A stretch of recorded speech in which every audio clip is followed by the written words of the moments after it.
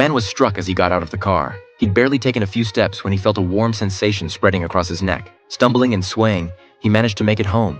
Desperate for one last glimpse of his daughter, he struggled to crawl forward, the tape recorder he'd bought for her still dangling from his body. But she was sleeping too deeply to hear his faint calls. In the end, he bled out right there in their home. The next day, his colleagues from the precinct came looking for him. Dae-young entered first, carrying a cake. He'd just reached the stairwell when he spotted blood on the steps.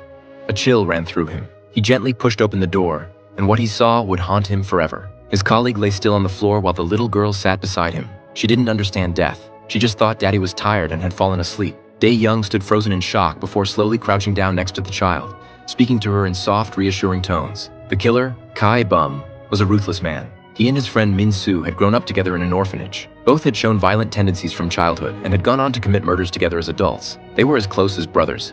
But Min-soo had always been attracted to Ki-bum's girlfriend. After pursuing her persistently, he finally succeeded in starting an affair with her. It didn't take long for Ki-bum to discover the betrayal. He lured his girlfriend to a hotel and brutally murdered her. When Min-soo learned what had happened, he was devastated. In his anger and grief, he turned Ki-bum into the police, pinning all their joint murders on Ki-bum alone. However, without conclusive evidence, Ki-bum was sentenced to only 15 years in prison. The victims' families thought the punishment was far too lenient.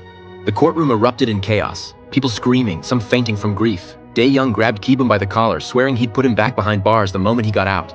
Family members rushed forward, trying to get their hands on the vicious killer. Only young Hee-ju stood quietly in the corner watching. She stared at Kai-bum's face, burning every feature into her memory. If the law couldn't deliver justice, she would kill Ki-bum herself. 15 years passed in a flash. Ki-bum had barely stepped out of prison when a block of tofu hit him square in the back of the head. Dae-young stood there with a mocking smile. 기대해라. 내가 무슨 수를 써서라도 다시 쳐놓을 테니까. His hatred for Ki-bum ran deep, not just for his dead captain, but for what had happened to little Hee-ju. After losing her father, she'd been taken in by her mother, but her stepfather was an alcoholic who regularly beat her mother. The trauma left Hee-ju with autism, and she could only manage cleaning work at the police station. When she heard Kai-bum was getting out, she began planning her revenge. She would copy Kai-bum's killing methods exactly, then frame him for the murders. That way, there would be enough evidence to get him the death penalty.